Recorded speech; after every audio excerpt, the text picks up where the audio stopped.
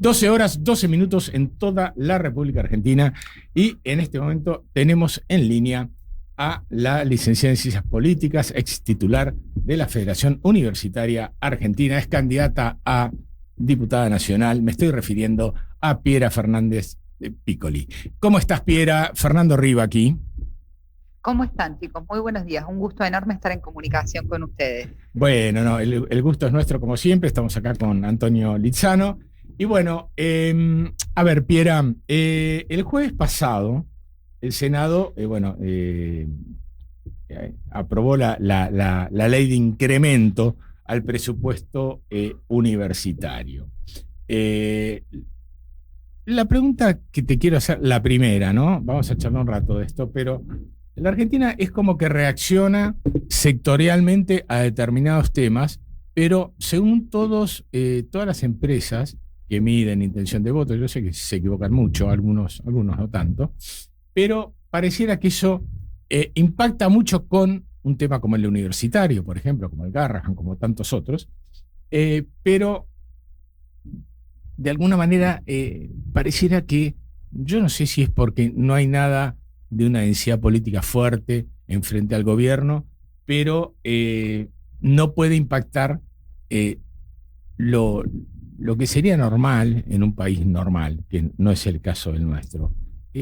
¿Cuál es la razón para que eso pase, Piera? Bueno, creo que hay muchas razones muy complejas, ¿no? Sí. Pero para empezar a desentrañar un poco, y me gustaría por ahí posicionarme sobre todo desde interpretar el fenómeno universitario, si se quiere, que es del que vengo y del que he visto en primera persona.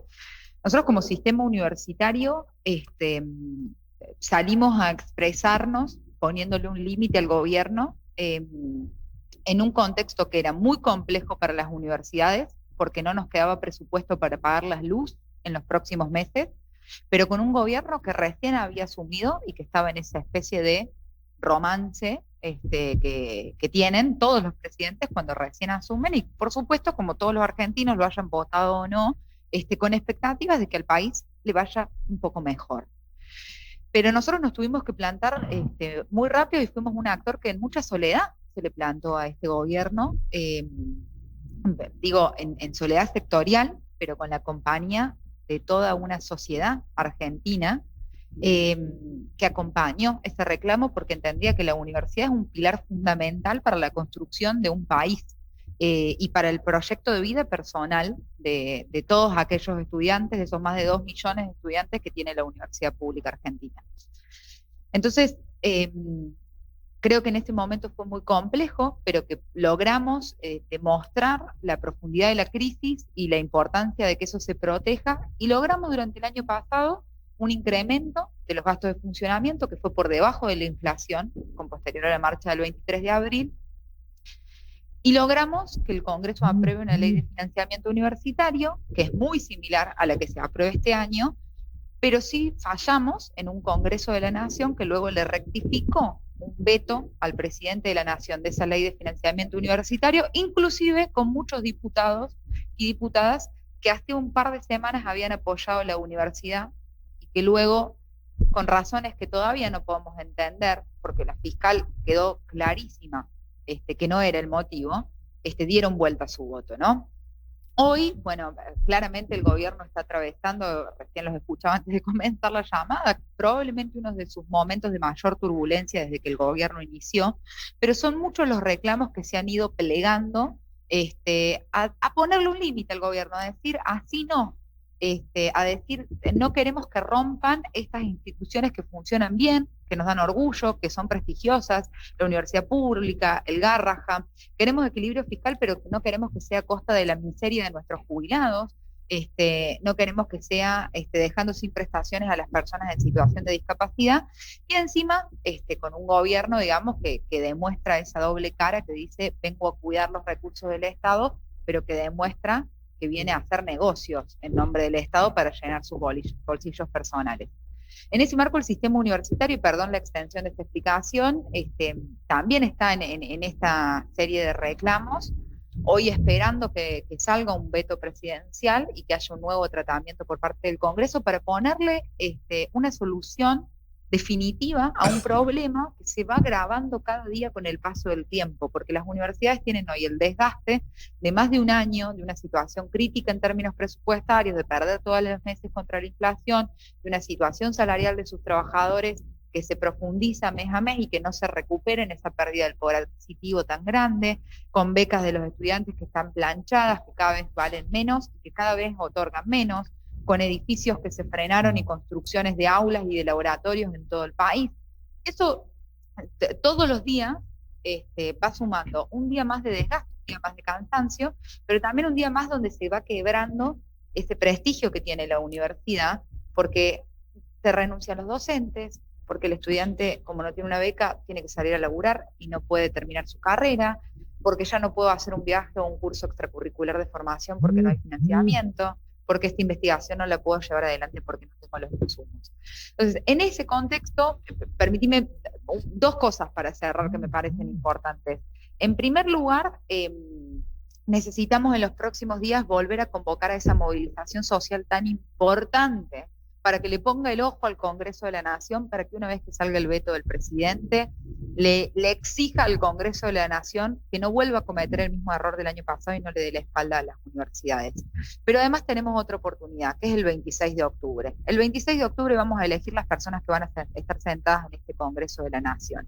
Y tenemos que estar muy seguros a la hora de ir a elegir de personas que no nos vayan a dar la espalda, que no vayan a traicionar, que no vayan a flaquear en sus principios, que tengan claridad en decir de qué lado van a estar, del lado de los jubilados, del lado de la educación pública, del lado de las personas en situación de discapacidad, o van a estar del lado de personal de ellos, de su especulación política, de su carrera, de qué conviene hoy, de qué miden las encuestas, de qué cargo arreglé, para no decir otras cosas, ¿no? Decime, Piera, eso es lo que estamos jugando. Vos hace un rato hablabas de un universo de 2 millones más de 2 millones de estudiantes de grado en el nivel universitario.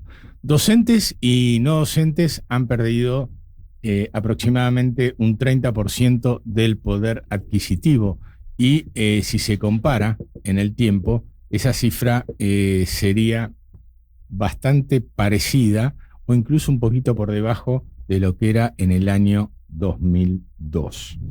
Por ahí, hasta ahí, el tema salarial, que me gustaría que me dieras algo nos explicaste, pero bueno. Y después, más allá del tema salarial, vos que conocés la realidad universitaria bien a fondo, digamos, ¿dónde es? ¿En qué cuestiones claves se nota el ajuste del gobierno de Milei?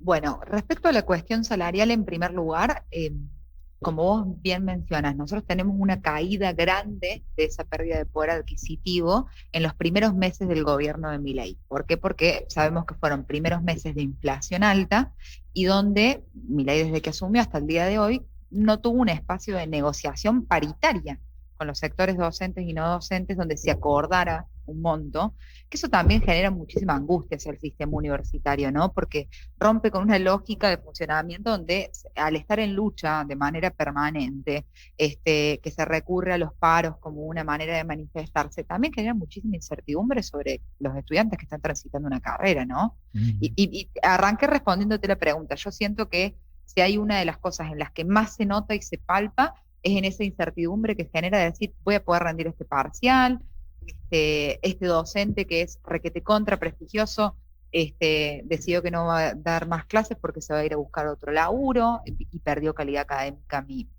título, no puedo salir a hacer determinada experiencia en campo o en laboratorio. Entonces, ¿en dónde se palpa? En una incertidumbre enorme, pero sobre todas las cosas en una devaluación de la excelencia académica que nos caracteriza como sistema universitario. Recordemos que la UBA es una de las 100 mejores universidades del mundo, con mucho menos presupuesto que muchas de las otras universidades con las que comparte ranking.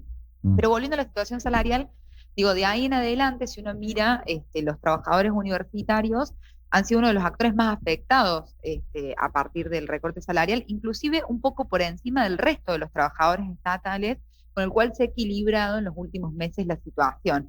Pero también es importante mencionar que el gobierno en las últimas semanas anunció justamente, al igual que hizo con la situación de discapacidad, mientras el Congreso trataba la ley de financiamiento universitario, lanza una publicación al Ministerio de Capital Humano diciendo que iban a aumentar el salario de los docentes un 7,5%. Y los tipos es muy perverso lo que hacen, porque realmente hacen uso de la desinformación para hacer creer que han solucionado un problema, mientras en realidad están escondiendo la tierra debajo de la alfombra porque la crisis se profundiza. ¿Qué es lo que en realidad anunciaron? Un aumento acumulado retroactivo a junio hasta noviembre, donde ya le dijeron a los gremios, miren, esto es lo que ustedes van a ganar este año y eso no se va a mover. Y eso le dijeron a los trabajadores de las universidades, sin posibilidad de ningún tipo de negociación. Ahora, ¿qué es lo que ya se sabe? Que los meses que pasaron ya perdió contra la inflación, porque el mes de junio el aumento fue del 1,3 y la inflación del 1,5. En el mes de julio el aumento fue del 1,3 y la inflación del 1,9. Entonces vos ya tenés expectativa de que mes a mes vas a ir quedando abajo o como mucho empatado, porque va reduciendo el número con la inflación mensual.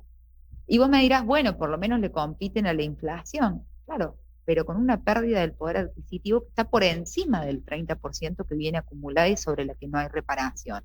Entonces, ¿qué pasa cuando un docente universitario que se formó toda la vida para estar enfrente de un aula, hoy está pudiendo hacer por lo menos un tercio menos de las cosas que podía hacer el año pasado, o el anterior, en realidad, no el 2024, el 2023, el 2022, y durante la última década, porque como vos bien mencionabas, son valores que nos retrotraen a post-crisis del 2001, imaginémonos, ¿cómo hace para seguir sosteniendo? Porque a veces la vocación no alcanza, porque cuando la mitad de un salario se te va en alquiler y vos tenés un tercio menos de lo que estabas acostumbrado a tener, y tenés que salir a buscar otro laburo, tenés que mudarte a un departamento más chico, que si tenés familia no siempre lo podés hacer, o tenés que vender el auto para ir en transporte y el transporte tampoco te...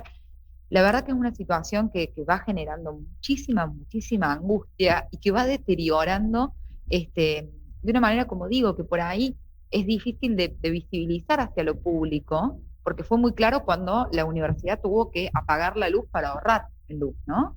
Eso se notó.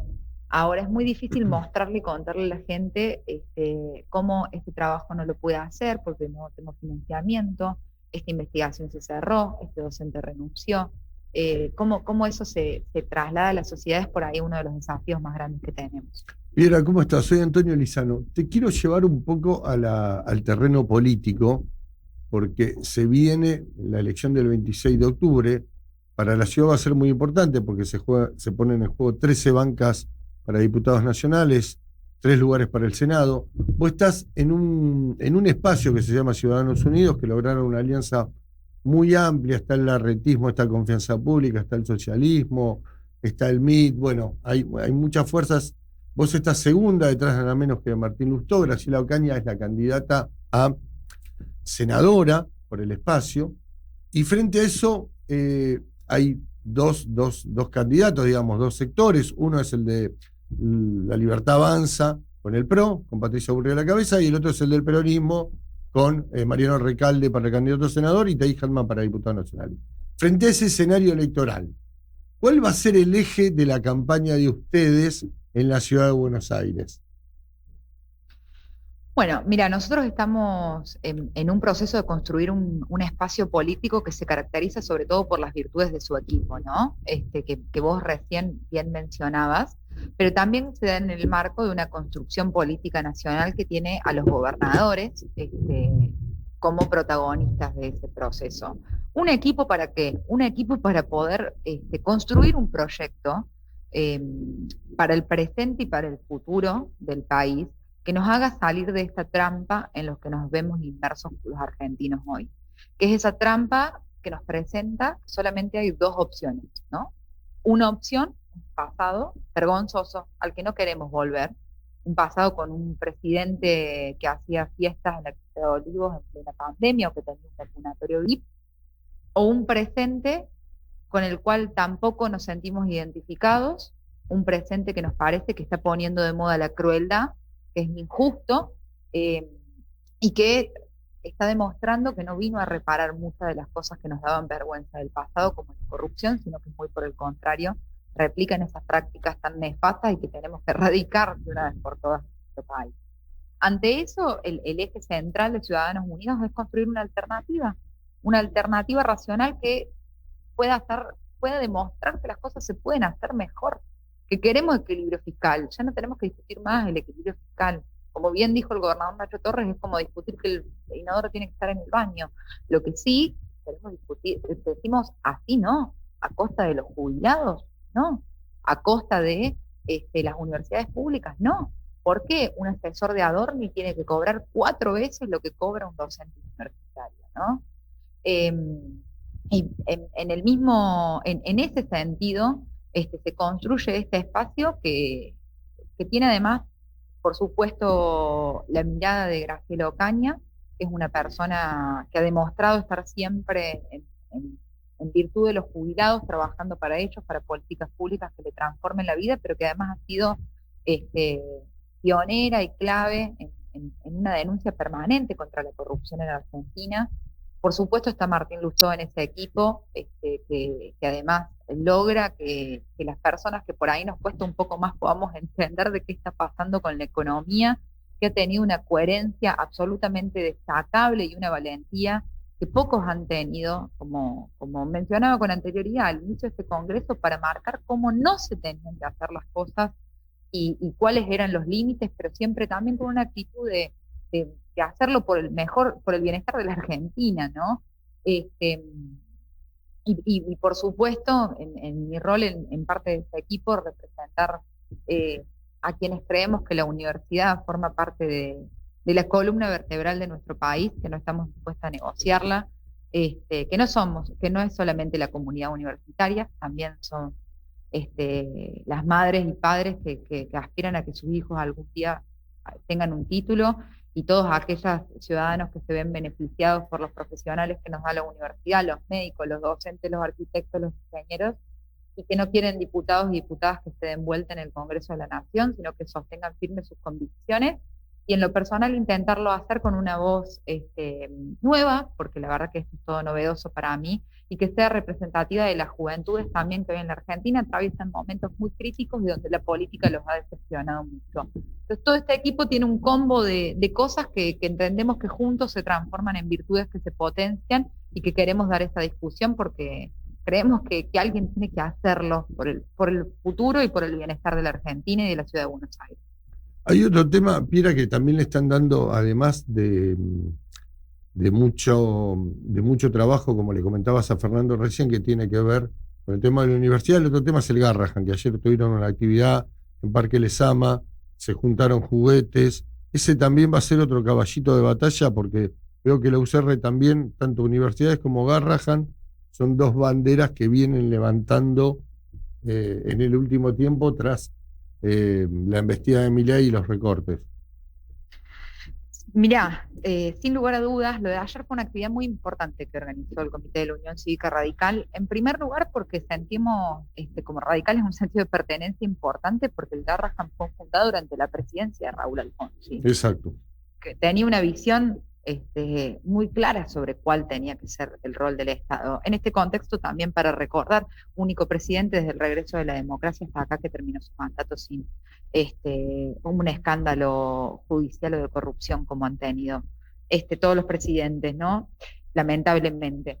Y el Garrahan fue fundado justamente pensado con un carácter federal, con un carácter de generar docencia e investigación, porque se ven casos pediátricos, es un hospital de referencia de alta complejidad, referencia en la región y en el mundo, y es de justamente esas cosas públicas, en medio de un contexto donde un Estado demuestra fallas, en medio de un contexto donde el Estado parece que no llega donde tiene que llegar, donde se asocia cada vez más a la corrupción.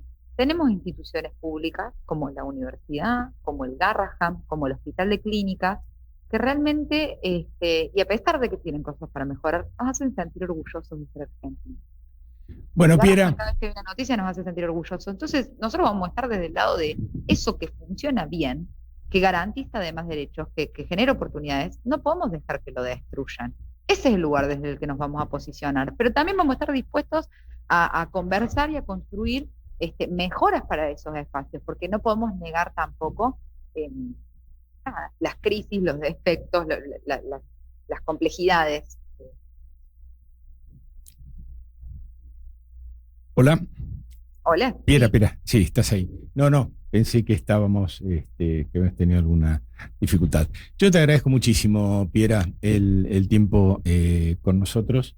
Sé que estás muy, muy atareada.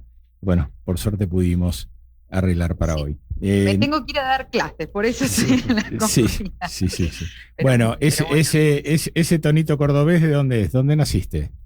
Yo soy de la ciudad de Río Cuarto, no voy a abandonar la zona, pero ya hace varios años que he sido adoptada por la ciudad de Buenos Aires, que me ha brindado oportunidades de trabajo, de crecimiento, que las valoro mucho y amo esta ciudad tanto como amo mi ciudad natal y amo mi país, y entiendo que también somos uno solo, así que también estoy muy agradecida de poder hoy ser candidata representando a la ciudad de Buenos Aires. Bueno, Piera, seguiremos charlando a lo largo de la campaña y bueno, agradecerte este ratito con nosotros, ¿sí? Fuerte abrazo. Muchísimas gracias a ustedes por el espacio, estamos en comunicación. Gran abrazo. Bueno, 12 horas 33 minutos en toda la República Argentina.